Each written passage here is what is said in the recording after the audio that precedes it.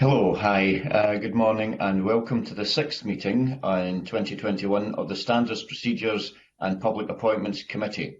Our first item today is for the committee to agree to agenda item 6 in private, and do members agree to take this item in private? Okay, yeah. Everyone, thank you very much, everyone, thank you.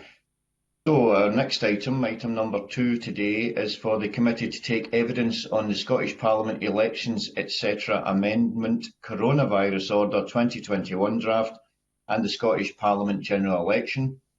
And joining us today are Graham Day, Minister for Parliamentary Business and Veterans, and his officials, Roddy Angus, Colin Brown and Ian Hawkenhall. So I'd like first of all to invite the Minister to make a short opening statement, following which we will have some questions from members. So, Minister, please. Thank you, Convener. Good morning to members of the committee, and thank you for the opportunity to explain the government's thinking behind the Scottish Parliament elections amendment Coronavirus Order 2021, which is before you for consideration today. I want to start by saying that it was not our intention to make any further changes ahead of the Scottish Parliament election on the 6th of May.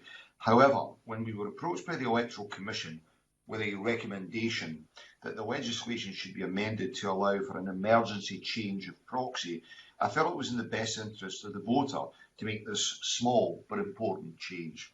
Therefore, I brought forward this order which allows for an elector to change the person that they have nominated as their proxy should their original proxy be unable to vote due to the need to follow either Scottish Government or medical advice in relation to the coronavirus. This change will help to ensure that everyone will be able to cast their vote on the 6th of May. As we were proposing to make this change, I thought it appropriate to also make two other changes at the same time. Firstly, during the drafting process for this order, my officials noticed that a cross-reference in relation to the material to accompany absent vote applications was wrong.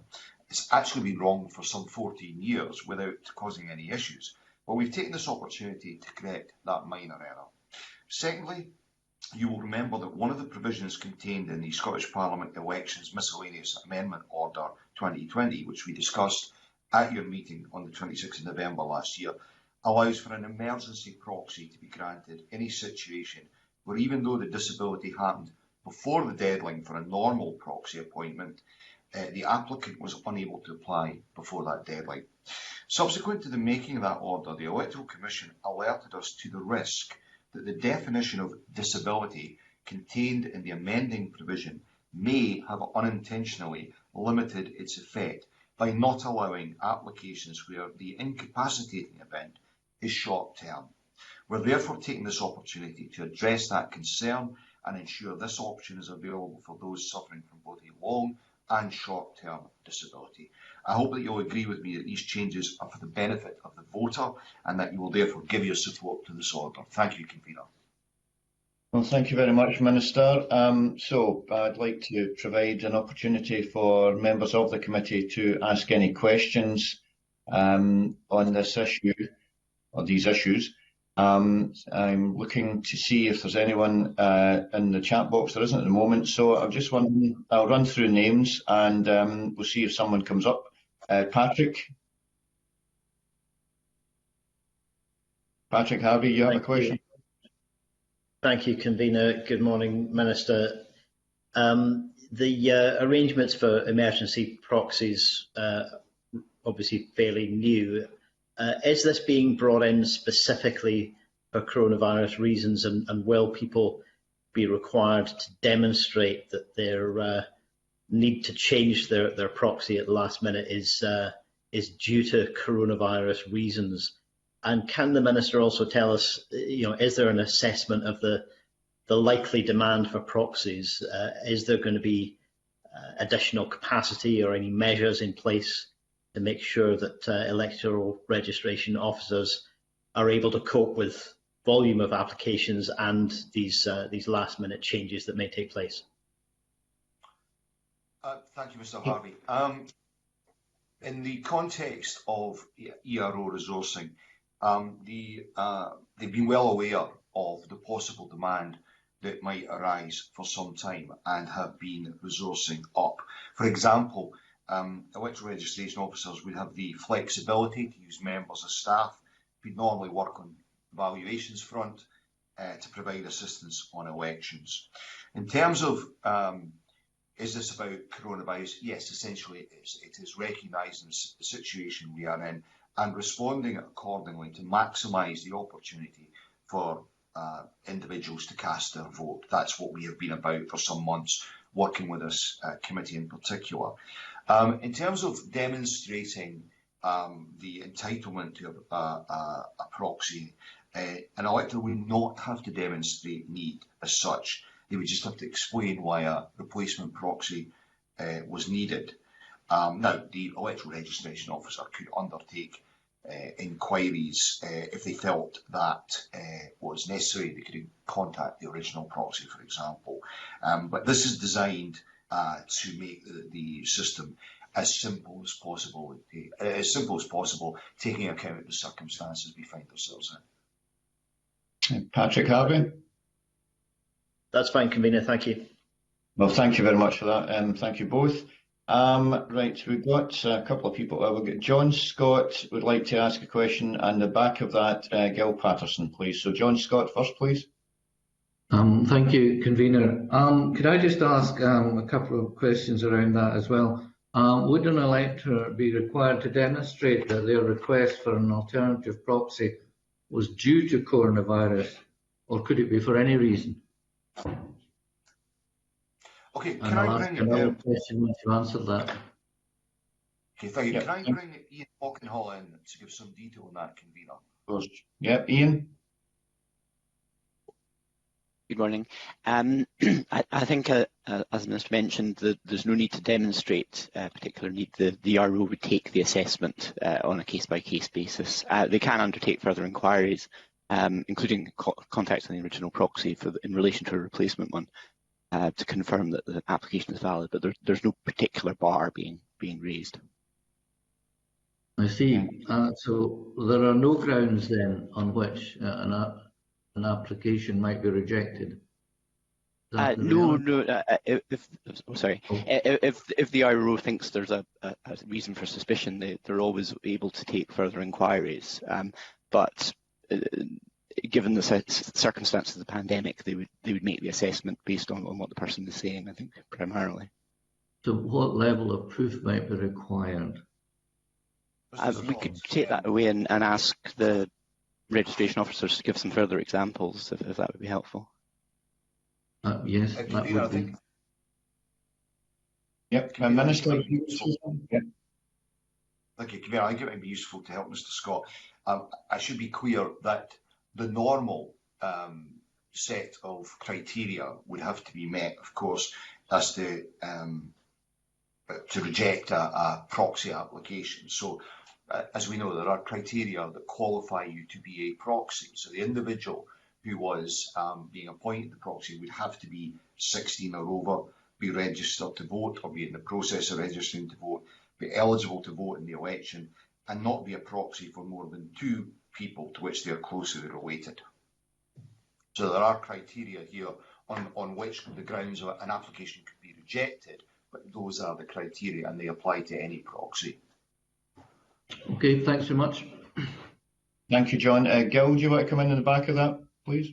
Yeah, I think so. I think I got most of the answer already. It was very helpful. I'm very supportive of this. But for instance, I can see something on the day of the election, and this is a question in relation to the change of proxy. So if someone who was the proxy holder to go and vote on behalf of someone, if they happen to be a key worker, for instance, and their employer asks them to respond to an emergency, perhaps shortage of staff, ambulance driver or anything like that, would that be considered as a reason to change the proxy holder? Minister? I would have expected so, but I'll turn to my experts on this just to confirm that. Either Ian or Roddy could answer that. Right. Who are we going to? Is it Roddy? I think. Yep. Roddy Angus. Hi.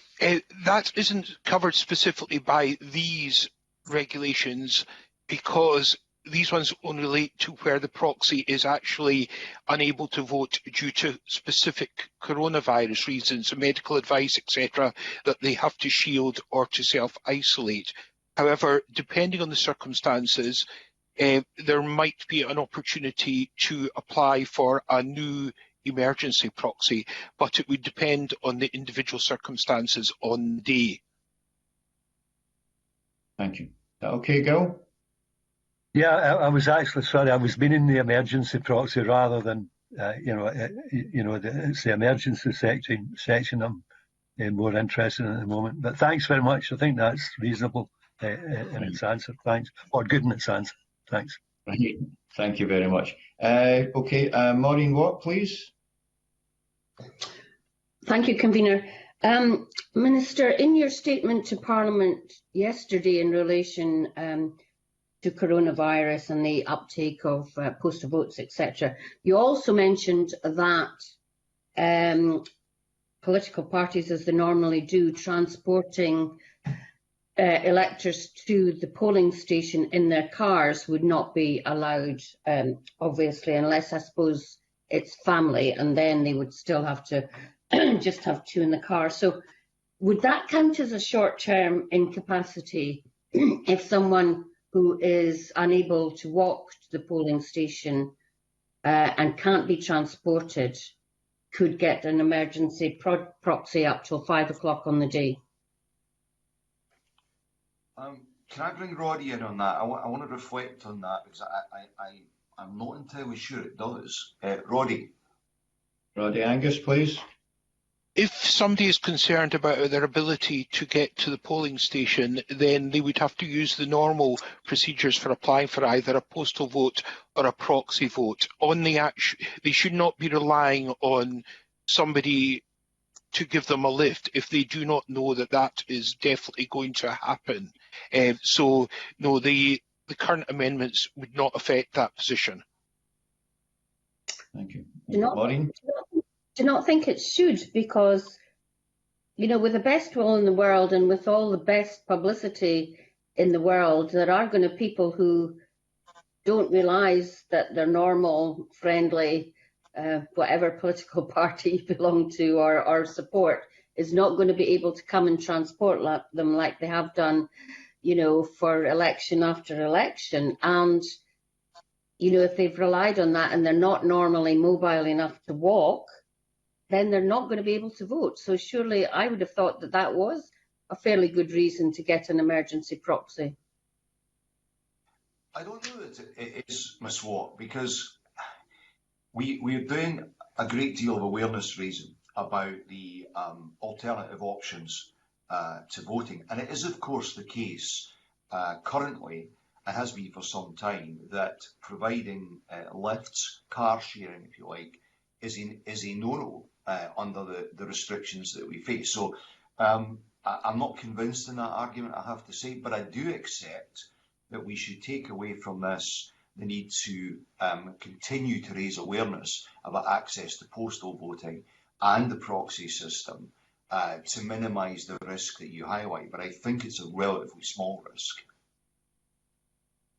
So are family members still able to take a member of their family, an older and elderly or an infirm member of their family, one person in the car to the polling station? The family member would have to operate within the wider restrictions we have on family interaction and car travel, and what they would be at the point of the election. What sort of supervision or oversight of this is there going to be? Because I can foresee that there are going to be some breaches of the coronavirus rules in relation to this. Do you mean in the context of parties or individuals? Well, both really. Both. Well, I mean, in the context of individuals, that is a very difficult thing to police, if you want to use that word, as we know. In terms of political parties, I have to say that the dialogue that I've had with the parties represented in this Parliament has given me confidence that there will be a considerable degree of responsibility exercised in the conduct of this election. Now, yes, there will be instances where individuals may act in a way that's not within the guidance or in the spirit of the guidance. But I hope I'm not being naive in saying this. I don't believe that the parties represented in this Parliament, which are the main parties, that they would act in a way that was contrary to what has been agreed. And that includes, and very strongly agreed, giving lifts to voters to the polling station. But I do take your point about we need to take away from this, I thought about raising awareness and perhaps some messaging around that for individuals, explaining that this option won't be available and now is the time to obtain a postal vote or a proxy vote where appropriate, to ensure that they're able to cast their ballot on the day. Okay, thank you. Thank you very much. Thank you both very much indeed. Neil Findlay, please, you got anything? Yeah, I wonder if the Minister could give us some idea of what he thinks the potential turnout will be for the election in May. That's very difficult to judge, Mr Findlay. We're currently having further survey work done. As you're aware, we've done this a couple of times before to gauge public opinion on their interest in taking part in the election, how they would prefer to take part in it. The uptake in postal vote applications has been encouraging.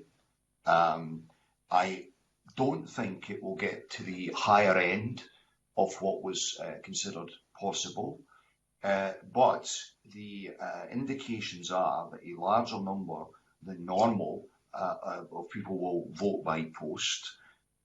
So, as I say, it is difficult to predict at this stage, but the signs are that people are taking steps to ensure that they are able to vote regardless of circumstance. Neil Findlay. Thanks for the non-answer, Minister, an non-committal answer. And I understand why. In terms of it being encouraging in relation to postal votes, what does that actually mean in numbers, in percentages? Well, we have some numbers just now, which I think off the top of my head, there have been circa, up until a week ago, 70,000 new postal votes issued. There are obviously applications being processed. We will, from the 15th of this month, publish on a weekly basis the postal vote uptake numbers by local authority area to provide that information. We will obviously see, I would anticipate, an increase in numbers in proxy vote applications as well. On the week commencing the 22nd of March, the Electoral Commission issues its booklet on the election. I would anticipate a further upturn in uptake, or an application certainly, of postal votes at that point. And I think I would anticipate a steady stream over the period up to the 6th of April, because political parties will be encouraging their identified supporters to engage in that. With regard to your point about a non-answer, it's a non-answer because I don't have a crystal ball. The election is and you know that. I mean, the election is some way off. Right now, is it the biggest thing in the minds of the electorate? No, it's not. Responding to the demands of the pandemic is, and may continue to be the case. We'll see with the democratic engagement that we've agreed will be possible in the lead up to the election, how the interest level increases. And like Mr Findlay, I hope earnestly to see a bigger turnout than 2016, which, if memory serves, was the biggest ever in the Scottish Parliament elections. Not that the number was anything to be pleased about. So time will tell. And what is the number? So what percentage are we sitting on at the moment, and including the 70,000? What's the percentage of people who have registered? Well, first of all, it varies across the country. Yeah. Well, I can't give you a Scotland figure because the numbers that we had was incomplete by 3 electoral areas. So what I'm happy to do is to write to the members of the committee once I'm in possession of that and make you aware of what the overall Scotland number is. I'm more than happy to do that as a matter of urgency once I'm in a position to do it. And the final point I've got is what has been done to promote postal voting, I have to say, I'm sure you're going to tell me there's a big list of things that have been done, but it isn't. I have to say, I'm not exactly feel as though I'm tripping over, adverts and presentations, whether that's social media or whatever, saying I see the occasional thing, but it doesn't seem to be having much impact.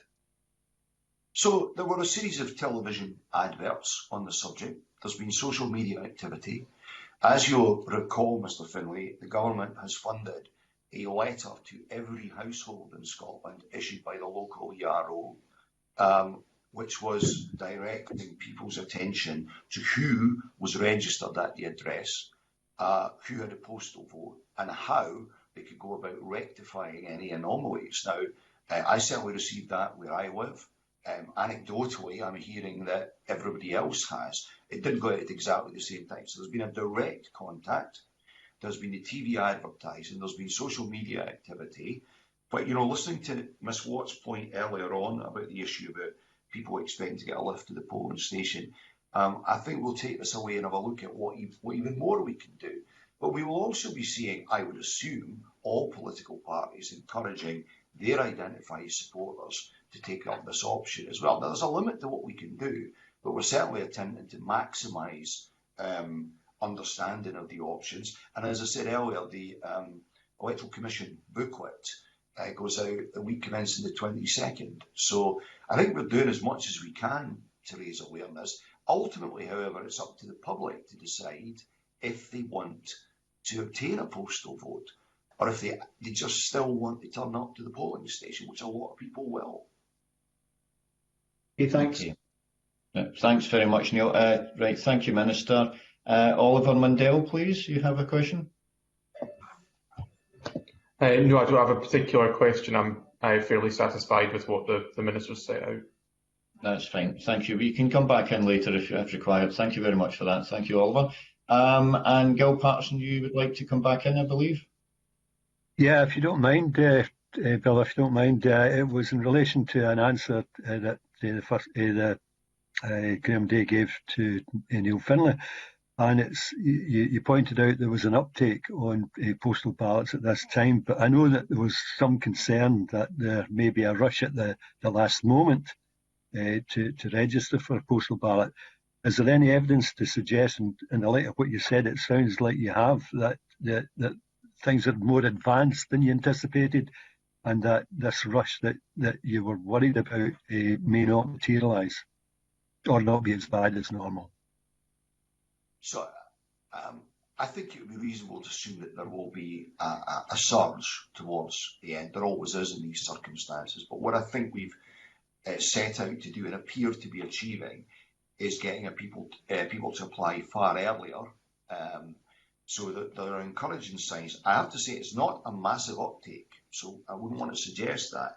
But what I suspect is going to happen is between what we've seen so far, the processing of those applications, then we'll have the Electoral Commission publicity and a more general awareness being raised by parties. I would think it would be a fairly smooth trajectory rather than a massive rush at the end, although we are geared up for a surge of to some extent in those last week or two.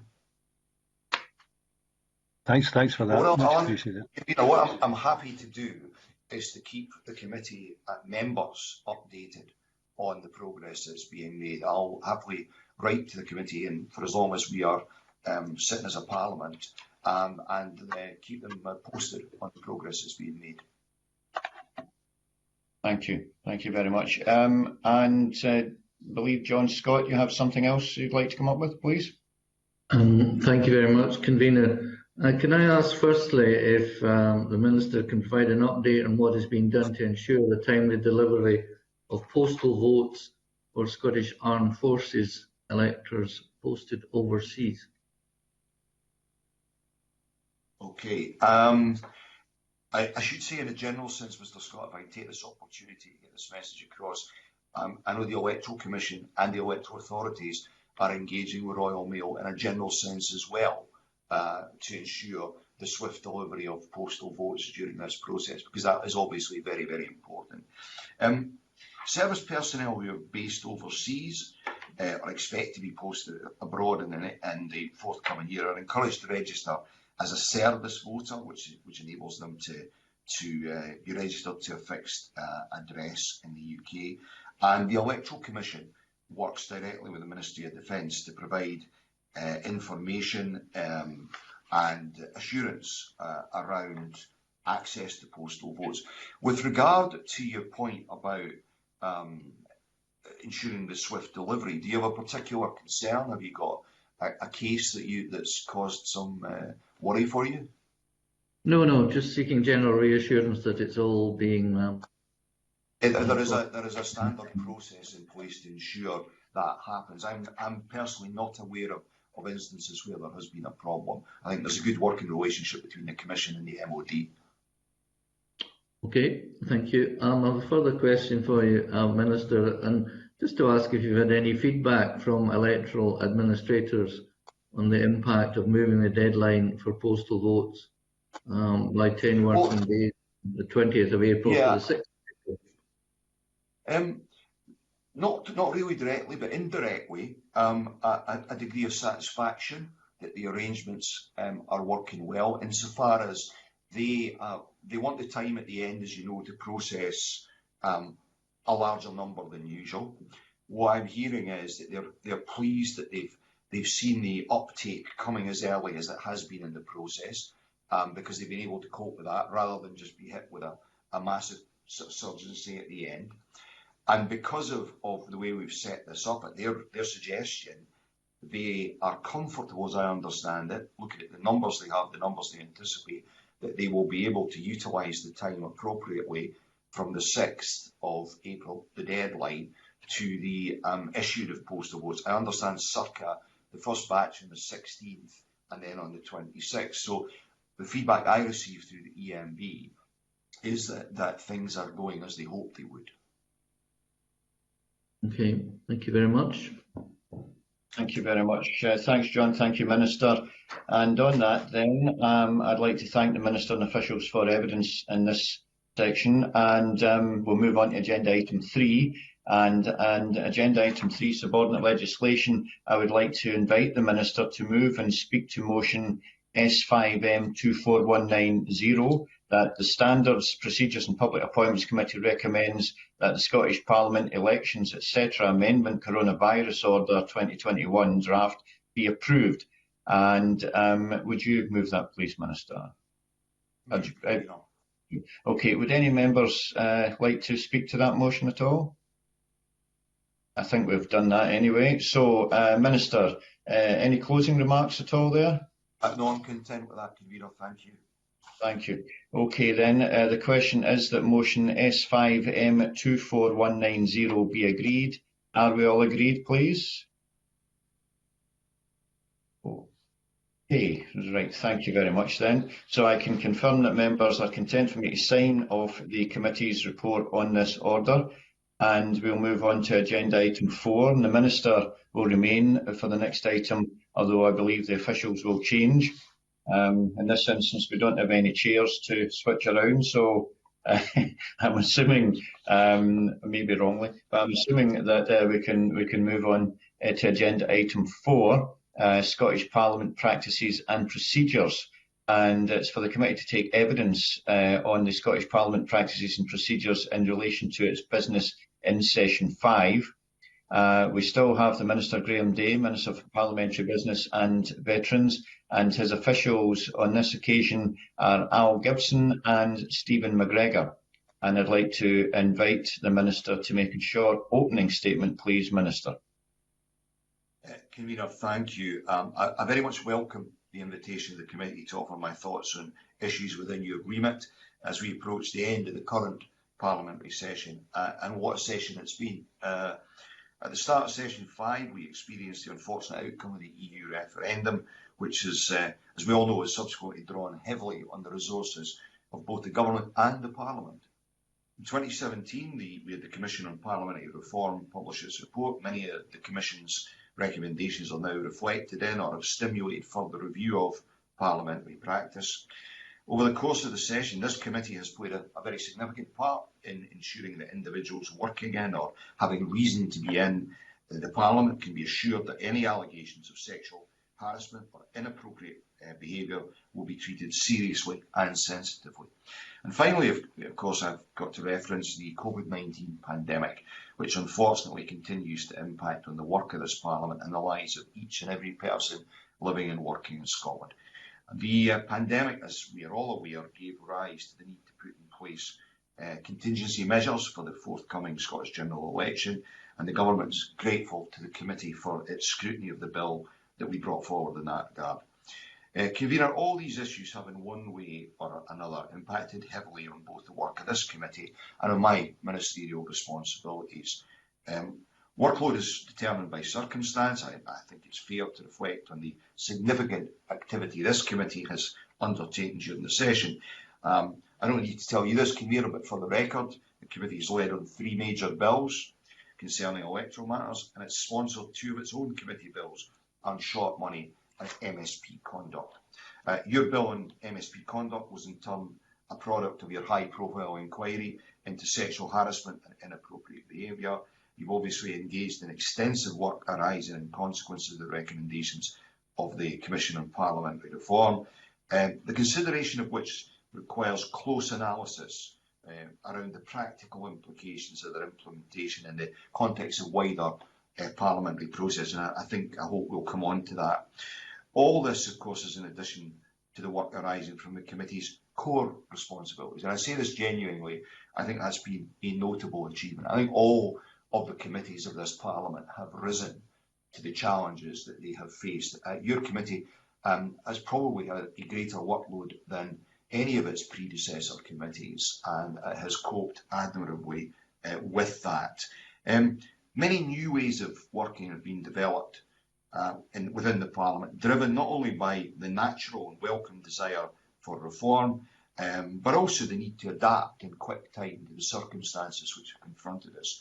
And I think the work that's been done across the Parliament, the can-do attitude that committees, their conveners and the clerks have adopted would give me confidence that the way forward for the Parliament and its processes is a positive one. Certainly the direction of travel is positive. And I'll leave it at that, Convener. Thank you very much, Minister. That's very good of you. Okay, so we will have questions from our members, of course. I was wondering if Patrick Harvey, if you would like to open on any questions, please. Thank you, Convener, and thanks to the Minister for those opening remarks. I'm going to start on the issues of COVID impact. I think other members may pursue other issues, but starting on COVID, I would echo the thanks, first of all, to Parliament officials for the innovation and the commitment that's been shown to supporting Parliament to adapt to these new ways of working in extraordinary times. I hope that's something that is shared across the whole committee and across the whole Parliament. One of the things that these times have shown us, I think, is in many ways how long and slowly we spend debating potential to reform things when there's not a crisis, and then how rapidly we can actually reform things when we have to. The Minister will be aware that we've recently published a report into Parliament's practices and procedures in relation to these times, and there are revisions to the standing orders allowing for virtual and hybrid meetings. Now, some of those decisions will be for the future, for the Government, the Bureau, and for our successor committee to make in Session 6. But can you tell us if you yet have a view, either personal reflections or the position of the Government, in relation to how long these new procedures will be necessary? For example, virtual committee meetings, hybrid chamber sessions. How long you anticipate these being necessary as a result of social distancing, and to what extent you think they should continue once social distancing is no longer necessary? Should they be embedded as a a long-term improvement to the way Parliament works. Minister, thank you. Minister, please. Thank you, Mr. Harvey. Yeah, I agree with you. In normal circumstances, we take an inordinate amount of time to consider parliamentary reform. And then, as you say, when the need has arisen, we've moved swiftly, and I think commendably so. We suspended standing orders in a variety of ways and made Parliament work. Now, there's been a degree of frustration for members. Mr. Harvey and I both serve on the Bureau, where we've had, in adapting, we've caused a degree of disruption, we've changed sitting patterns, and as he says, we've gone to hybrid and virtual settings for committees and for the chamber, etc. From that, we've learned a lot, I think. I would agree with him on that. Now, it's difficult to say how long the need will be in place for things like hybrid and virtual committees and the social distancing measures, etc., etc. That will depend on the pandemic. I think the real question here is, out of the changes that we have made, what do we as a Parliament feel we would like to retain in part or in totality? To express some personal views, I think the flexibility to have hybrid committees is a useful one, but it is not without its challenges for the conveners and for the clerks and for the members as well. Now, I think we would all probably agree the ability to take more remote evidence from witnesses is something that the Parliament ought to have been better at in the past. I hope that we, having made the technological advances that we have, and shown the willingness that we have to work in different ways, we would retain some of that as a flexibility. I have some concerns. In fact, my concerns mirror those of the expressed by the Liberal Democrats in their submission to your committee about the issue of members participating remotely. I think, and I rarely am this praiseworthy of our friends in the Liberal Democrats, but I think their summary was absolutely on the mark. It would be advantageous that when members are genuinely unable to attend the chamber in person and could vote remotely, that they're able to do so. But I think there needs to be very careful consideration of the criteria around that. There would have to be very specified reasons why members could vote remotely. I think it would be to the detriment of the Parliament if ordinarily that was the case for members. We need a critical mass in the Parliament, and when social distancing is no longer required, we will have the ability to host members. And as colleagues are aware, if and when Parliament returns to what was the norm, when we have the public in the building, when we have CPGs meeting, when we have events, that is quite a considerable workload that's generated for MSPs, and we need everyone to be certainly available in general to take their share of that. So those are some of the things I would retain. I also think that the move away from general questions and having a different approach to FMQs has been to the benefit. Now, I know FMQs is dominated by COVID, and rightly so, but I think the ability to have more members ask supplementary questions, I think is a better, as a personal view, I think it's a more effective approach to allowing members to ask questions than the old GQ system that we had. Now, everyone will have opinions, and I guess maybe to summarise, Mr. Harvey, I think the important thing with parliamentary reform is not to tinker, to actually consider significant changes that might be made to improve the operation of Parliament. And if we implement that on a trial basis, then we should be prepared at the end of that trial to reflect carefully on it. I don't think the presumption should be we've trialled it, so unless we have a very strong reason to abandon it, we'll leave it there. I think we should be bold, and I think we should be better at listening to the views of the wider MSP group in the Parliament. And I think between that approach and what we've learned from smarter ways of working during the pandemic, I think there can be changes made going forward which will sharpen up our procedures.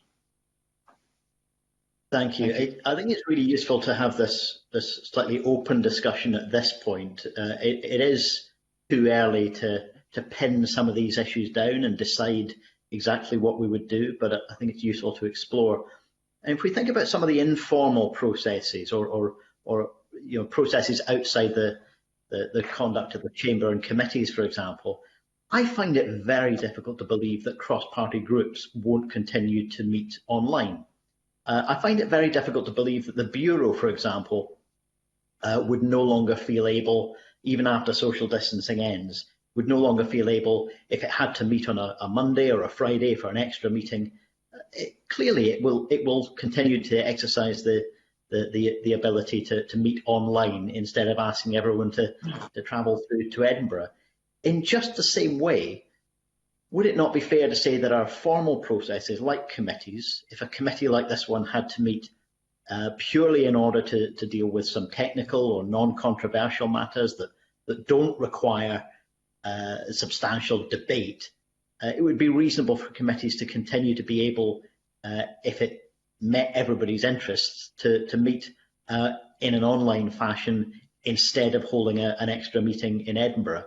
And similarly, in relation to the Chamber, I think we're all aware that members choose not to restand for a wide range of different reasons in each session.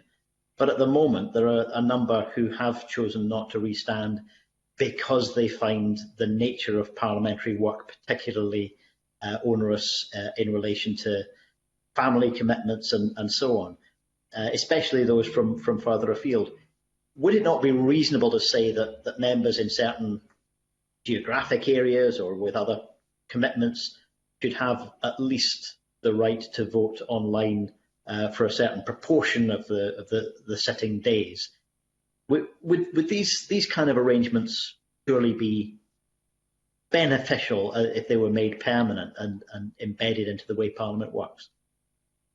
So I agree with some of that.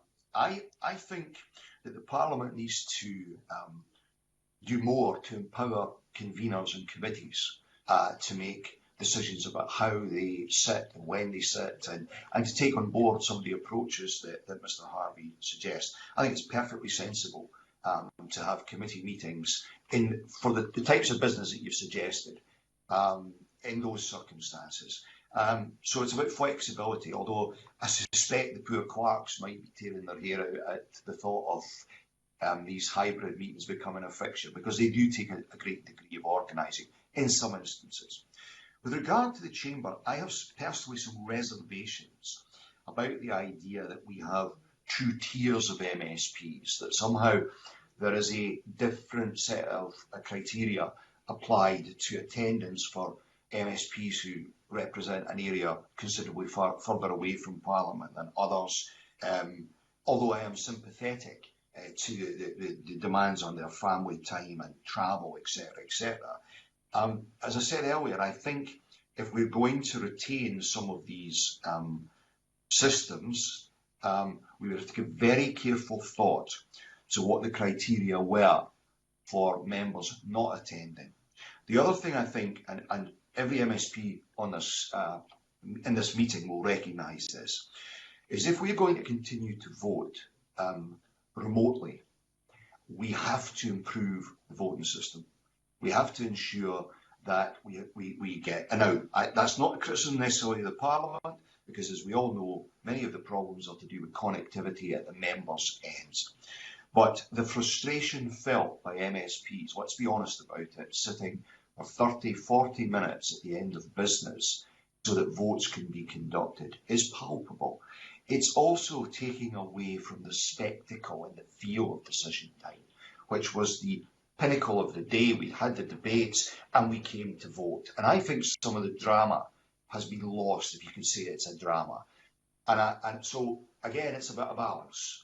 How can we accommodate members rightly who, for perfectly legitimate reasons, perhaps illness, family circumstance, can't be there? How do we accommodate them? But how do we do it in a way that... Of course, that could be done with a limited proxy voting arrangement, not necessarily relying on an electronic voting system. Indeed, Mr. Harvey. Now, you know that I'm not as much of a fan of a proxy system as you are, but the limited version that you refer to might be something worth reflecting upon. And I think this goes back to what I said to you earlier about reform should be driven by the members and the members' experience. Trust the MSPs, trust the committees who've had the experience of trying to make these things work. And let's come up with systems that I'm confident we could come up with that improved the working of Parliament. And also, let's be fair as well, it goes back to that original ethos of being family friendly, because Mr. Harvey, you and I on the Bureau, in order to keep the Parliament going and get the business done, we've played about with decision times, we've changed processes, much to the frustration of members. And we hopefully won't have to do that in the future, or the successor Bureau. But again, it's could we use some of these methods to balance that? So yeah, I'm a fan of reform, but I think it needs to be significant reform. We need to learn from what we've done, pick out the best of it, and use that going forward as a Parliament. Thanks very much. Okay, and thank you, Patrick. Now, you seem to have opened a creel of lobsters here, because I don't mean that as an offence to anybody, but we have 3 people who want to come in on the back of that. So if you could manage, please, because we're getting a good run here, but we'll try and keep this straightforward. We've got Maureen, Neil, and then Oliver. Maureen, what first, please? Thank you, Convener. Clearly, I'm saying this from a position that I won't be in the next Parliament, but I think my observation would be that I like the hybrid system, although personally I don't really like speaking in a debate down the line, so to speak. But I think we lose some of the debate because you're not interventions are not as common as before. And people get away with saying outrageous things because they can't be intervened on because they are speaking in front of a camera. And I think that while hybrid should continue, I think it should be the exception rather than the norm. And especially if you are speaking in a debate, even a members' debate, I think it's really important that you are in the chamber so that the debating style that we've become used to, and is really important that people can be challenged on what they say, is restored. Thank you, Convener. Thank you very much, Maureen. Minister, yep. Yeah, I think Maureen, as ever, makes some very important points. I think we have lost something from the remote contributions to debates and the inability to take and receive interventions. I have to say as well that I've been disappointed with criticism that's been levelled at ministers at times, where ministers have contributed remotely. People are contributing remotely because we're trying to protect each other's health. I make no apologies for having some of our ministerial team contribute from afar. We're trying to keep, for example, portfolio ministers apart, so for very obvious reasons. So it was a bit disappointing to have criticism of that, although I understand in general what the points that were being made. I think the other problem we've had has been around the social distancing in the chamber. The business managers were keen to allow as many members as could safely be accommodated in the chamber. And a number of members have talked about how we could have made better use of the gallery. But we haven't been able to do that because of line of sight issues. So members can't see each other. So taking interventions is a problem. I think we've made the best of this, but it hasn't been perfect. And I think Maureen Watt's point about the impact on debates is a significant one that must be borne in mind as we look to how we deploy hybrid proceedings in the future. Thank you for that. Neil Finlay, please. Yeah, I think the issue relating to ministers was about ministers leading legislation. I think that was the main point there. My point is really around issues about parliamentary questions and freedom of information. I have to say that if you're going to engage, as you said you wanted to, with the wider MSP body, then I think maybe some sort of consultation would be advisable on parliamentary questions. You know, some of the and correspondence, I have to say, with ministers, some of which we're only getting back now, having submitted in October and November. Now, people understand the volume of work, but if you're a business who's waiting on an answer, you know, this week, and you're getting it 4 or 5 months hence, then that is absolutely hopeless. The issue around parliamentary questions, I think, is a major one. I think if you were to consult with the wider MSP body, if people were being honest, some of the answers are junk currency, and it is pointless in putting many parliamentary questions in. That's what then drives freedom of information requests, because people don't get the information that they're requesting, and they then put in freedom of information requests that then cost more and snarl up the system. So it's my view, irrespective of who the government was, couldn't care less who the government was. We need parliamentary questions to give proper parliamentary answers, and not start a merry-go-round of subsequent questions, not getting the answers for them, resulting in freedom of information requests and all the rest of the palaver that goes on. Yeah. Thank you, Minister. Thanks. Can I say I think there's some value in what Neil Findlay suggested there, but I'm assuming that he would accept it would be a two-way discussion on the process around parliamentary questions. I wish that our responsiveness rate on parliamentary questions correspondence was better than it is.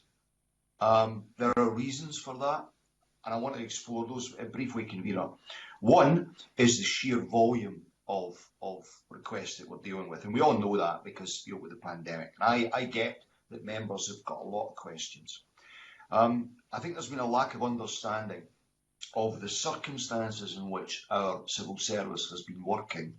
I do sometimes get the sense that members have forgotten that the civil service is working in the same way that they're working and their staff are working. We've had to find working from home, coping with all the restrictions that places. So that has been hugely challenging. I was talking to a portfolio the other day who were telling me that their correspondence has gone up 2,000% during the pandemic. Now that is significant. What I would offer, though, the reason I said to Neil Findlay that I think this needs to be a two-way exchange is I think it should be an honest exchange. I hope I've been candid there from our perspective, but I need to be candid as well about another problem, and that is the nature of some of the correspondence. The government has tried very hard to put a great deal of information out there proactively on the pandemic. Disappointingly, a significant volume of what we get by way of correspondence, PQs, is on topics that have already been well covered in the proactive release of material. And that, if you like, contributes to a snarl up in the system. If we could look, and I'm happy to look at this or commit my successor to look at this, about how we get even better at proactively putting material out there. And the quid pro quo of that is that members and their staff, and I understand how overworked they are going to pay perhaps greater heed to that information, then I think we could reduce the volumes of correspondence coming into government, whoever the government is, and therefore improve the rate at which replies are provided. I hear what Mr. Findlay says about the restricted nature of some of the answers. That they may still be accurate. I mean, I'd be happy to look at examples that he might provide, but I think he makes a good point. If we could have an honest, open, two-way dialogue on this issue of correspondence, I think it would be to the benefit of the Parliament. Thank you very much for that. Thank you both. Oliver Mundell, please. Thank you, Convener. I just want to go back to the previous line of question from Patrick Harvey and pick up on what the Minister said around a sort of two-tier system of MSPs. It's something I feel I'm already alive to, in the sense that the most common reason for me missing votes in the Parliament, other than sort of urgent family health matters, has been constituency business. And I do think things are more challenging for members who are further away. And I kind of think we need to be guided by what we're here to do, which is to serve our constituents. And I think I frequently get kickback from people who feel that you're unable to attend important local events or participate in local democracy because you're required to drive for some considerable time to come and take part in decision time, which lasts for a few minutes. And I can obviously understand that you need a critical mass of people here, and it's important for people to participate in debates. And I think if you're speaking and there's no health reasons why you couldn't attend in person, I think in the future you should be here to speak and actively debate. But I think for voting, or as Mr Harvey said about committee meetings that are maybe taking place in private or that are short and administrative, the idea of spending a lot of time and potentially being unable to represent constituents in another way is something I do think should be a consideration moving forward. I'd just be interested in your thoughts. Minister? Thank you. I mean, Oliver Mundell makes a solid case, and it kind of backs up my point about we should have a good discussion, a good proper dialogue in the Parliament about this. What I would say, and I'm sympathetic to the points he makes, however, if you like, advantage, if we could use that term, MSPs who represent areas some distance away from the Parliament, do we in turn disadvantage members who represent areas closer at hand? So would we be saying to them, you cannot have the opportunities that members who are at a distance away to go to events in the constituencies? They say you live an hour, 90 minutes away, you're required to vote here, or you're required to attend events in the Parliament.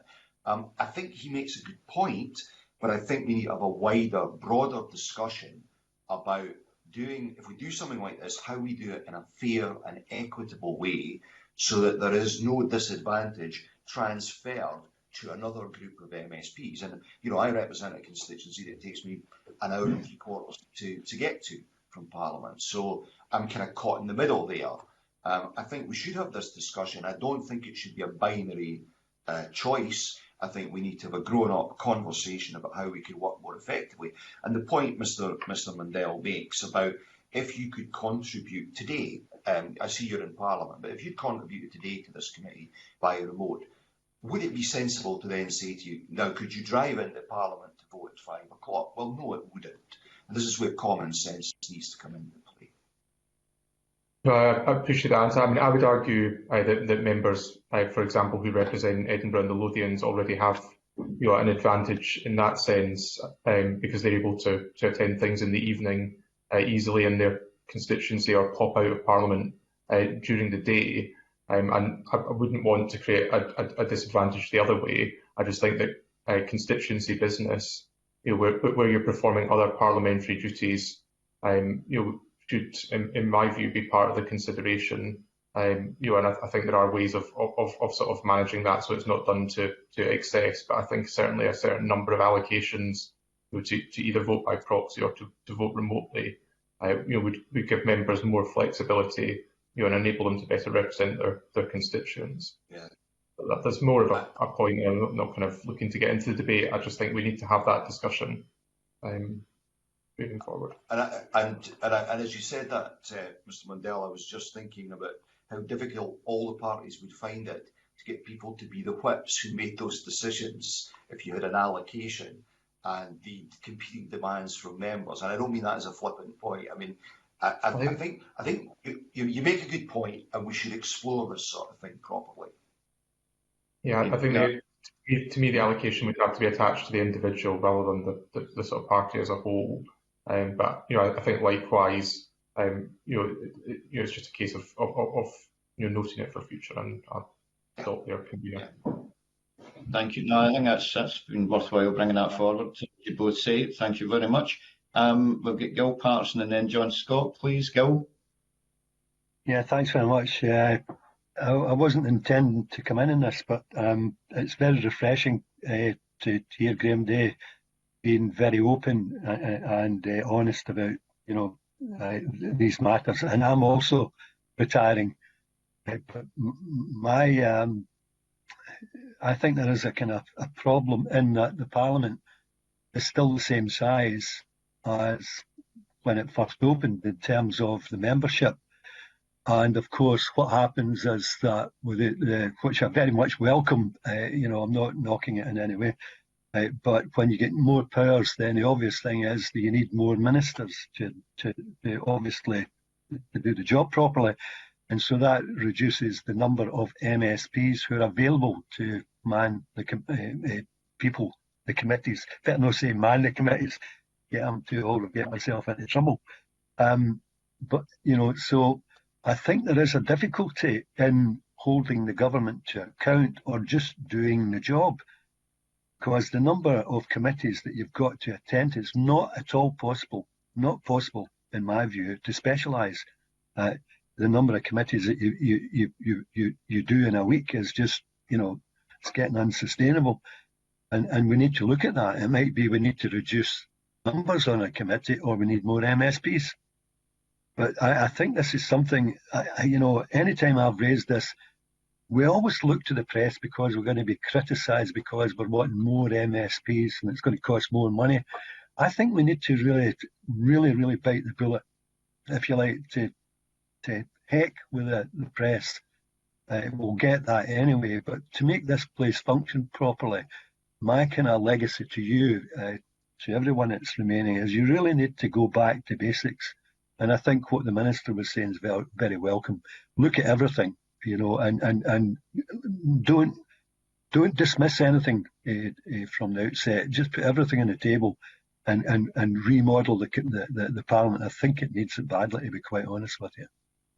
And it's non-pandemic. I think pandemic has shown an extremely good side of the Parliament and its ability to move and adapt. There's been some things that are very frustrating. Particularly, I mostly work remote from home, and if there's no good broadband, there's nothing you can do about it that I know of. So maybe we need more money to address that, or whatever it is. But so we have risen to the occasion, no question about that. Mine is a non-pandemic related issue. This is an ongoing thing. Yeah. Thank you. Minister, do you want to reply to there? I mean, it was more. Good to say, I wholeheartedly agree with Gil Patterson. It is a non-pandemic issue. I am very sympathetic to the issue about the size of committees. I'm sympathetic, and I demonstrated that because one of the first things I did when I was appointed a minister nearly 3 years ago was work with the Bureau, particularly the Conservatives, to address this issue of massive committees. We're asking too much of too few in terms of manning or staffing, more accurately, committees. I don't get myself into trouble either. We've got members who are doing 3, sometimes 4 committees. It is a nightmare for conveners managing committees of up to 11 people.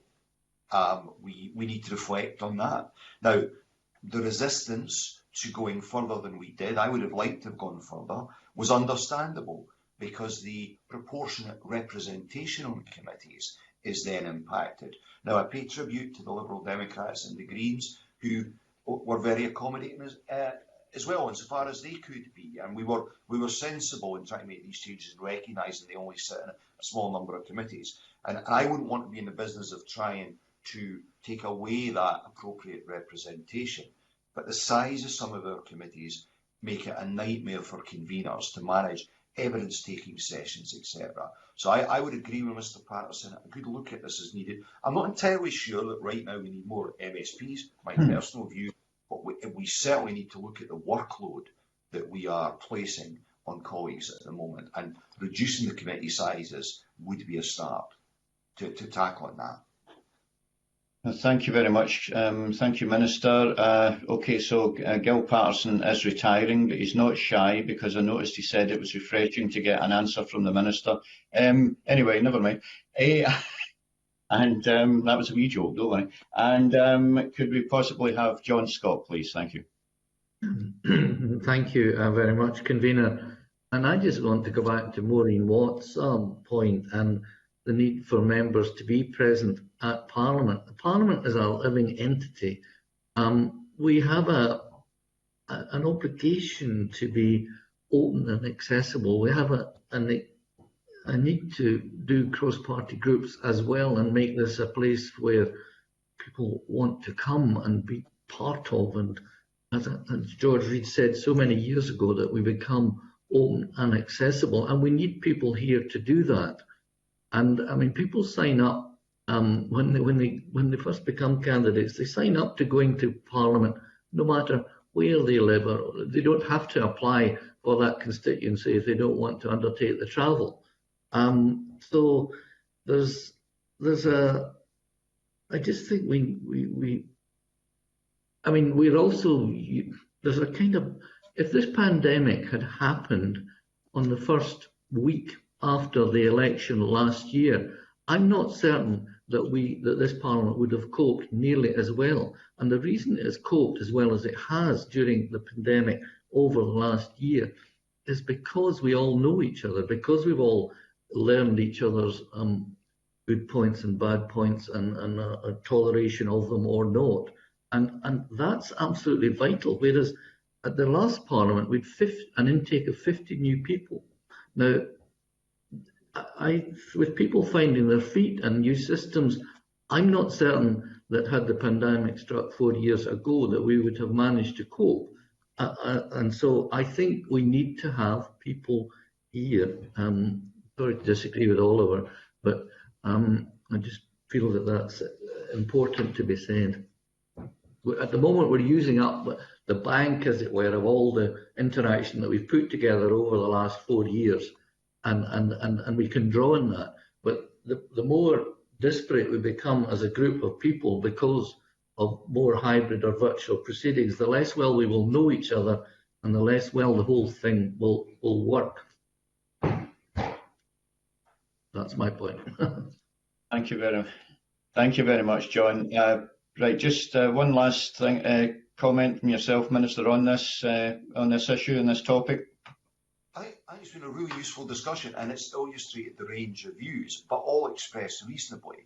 And there's John Scott, who represents an area quite some distance away that holds a contrary view to Oliver Mundell. And it's equally valid. The point about having a critical mass here, being open, accommodating, everybody sharing the load and down CPGs and events, etc. But that shouldn't prevent us from having a proper discussion about this and seeing we can come up with a system that works better, taking account of all the very valid points that have been made in this discussion.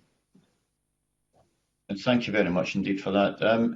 Okay, I don't know if there are any further questions at all on this area from anyone. I don't see anyone coming in on the chat box. Right, sorry, John Scott, you waved at me there, John. Yes, I just want to go through the blog about Parliament, and I want to ask the Minister. Well, this is different. This is the next section, if that's all right. I mean, what has influenced the use of the made affirmative procedures in response to the COVID-19 pandemic? To what extent has the use of these powers been proportionate, and what have been the advantages and disadvantages of using made affirmative instruments, of which there have been 86? And I just wonder if the Minister would like to talk us through that and how that has worked. And I'll come in with another question after that. Well, talk us through some of it, please, Minister, not all 86, but if you can give a broad answer, please. Thank you. Yeah, thank you for that, Convener, particularly as I have to read out commentary on all of these COVID regs when we take them to the Chamber. The introduction of the made affirmative procedure was a necessary response to the pandemic and the circumstances that we found ourselves in. We had to, and I know members appreciate this, we've had to react immediately to events, but that hasn't led itself to bypassing scrutiny. We obviously have the process with the COVID-19 committee, which my colleague Michael Russell has a season ticket to. I think the Parliament as a whole got together and figured out how we could rightly balance the need to react quickly to circumstances, have the COVID committee do its work on matters that were brought forward, and also have that further degree of interaction in the chamber when for example, the regs came to the chamber. So we needed to have the made affirmative procedure in place because of the circumstances we found ourselves in.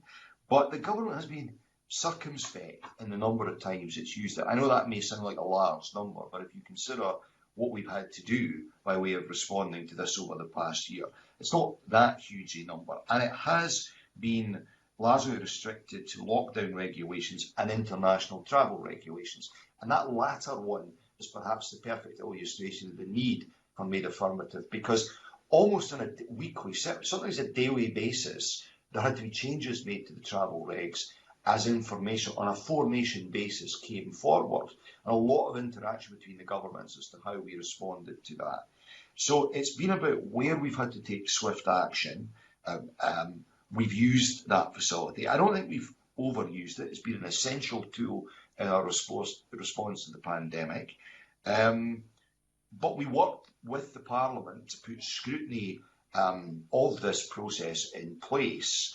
And it'll be interesting when the dust settles on all this to reflect on how well we felt it worked. I don't think it's something you would anticipate using again, other than in very exceptional circumstances. But again, something to reflect upon as a Parliament. Okay, thanks very much. And what evidence supports the argument that these powers are only being used for as long as required? Will you go back to what was normal as soon as you can, please? Yeah. Mr. Scott, I think we all look forward to the day when we can return to what you've described as normal, and certainly normal processes in the Parliament.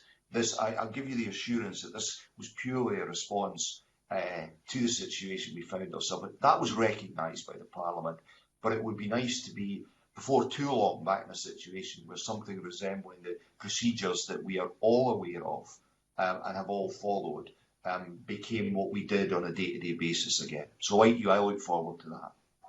Thank you. Thank you very much for that. Thank you both. So just, are there any further questions for the Minister at all?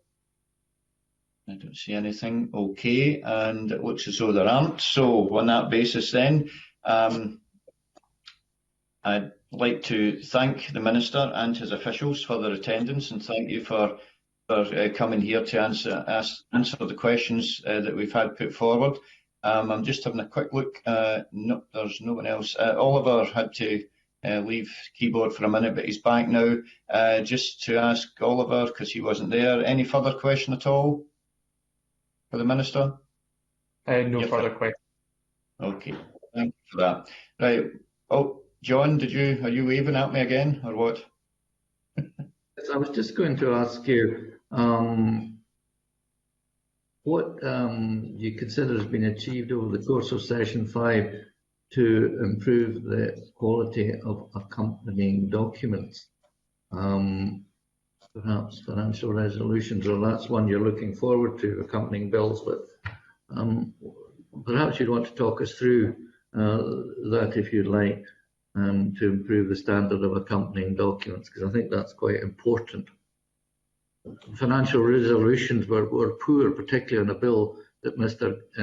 Day had an interest in, and I sat on the Environment Bill, where the figures for the financial memorandum were wild, shall we say. Right, that's personal opinion. Minister? I think, can I just pick up on that, Mr. Scott? Was that not the climate plan? Yes. He's referring yes. to. Yeah, it was.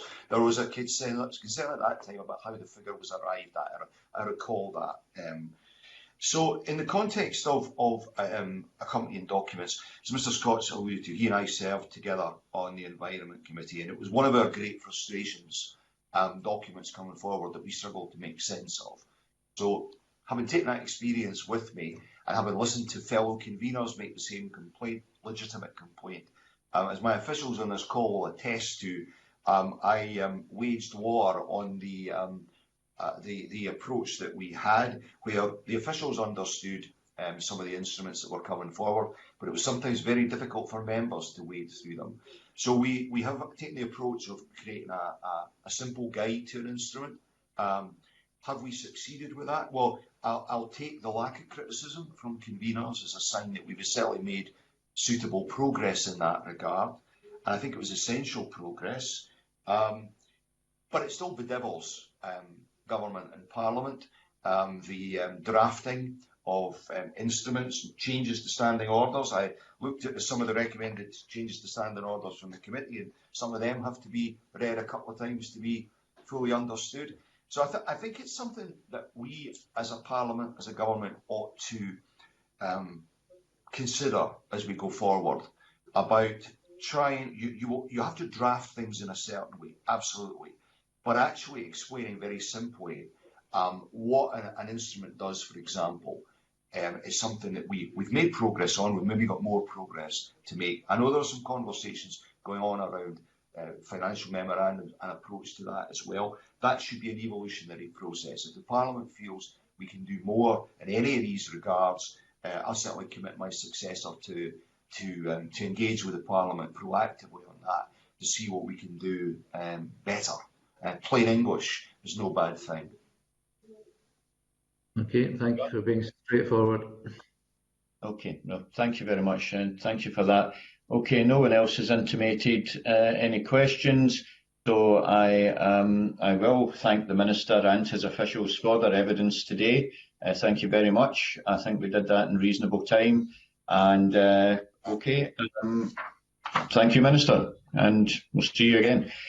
Okay, right. Okay, thank you. Agenda item 5 relates to the annual report, and that is for the committee to consider final annual report of this session of the Parliament. Can I ask if any members have any comments on the report which they wish to make? And I don't see anyone at all. Nothing. John Scott? Yep, John. Just a technical point, really. I'm nothing against it, but resilience of the Scottish Parliament's practices and procedures. Item 5, I see that at the end of item 5, a rule change providing the temporary amendment of standing orders came into effect on the 8th of March 2021. Well, I appreciate that we expect that to happen. Can we actually sign that off today on that basis? And because that's in the future, the 8th of March. Right, I've got you. Okay, that's a good technical point, actually. Anyone else have anything they'd like to comment on that? No? Okay, I think on that... To answer, I don't know. But... No, well, on that basis, I don't know either, actually. I don't know if anything's going to happen by Sunday, but or Monday. But I think we'll maybe have to just sign that off at the next meeting then, should there be anything. Oh, and I've just got a note, actually, that we can adjust that prior to publication, should that prove necessary. Would that be suitable, John? Yes, of course. Yeah. Okay. Thank you for that. Thank you, Joe.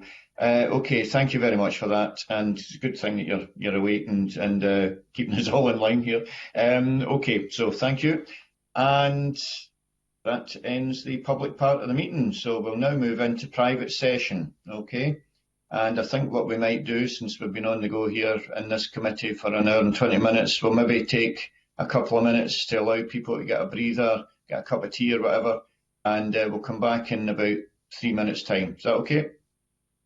Right, good. Thank you.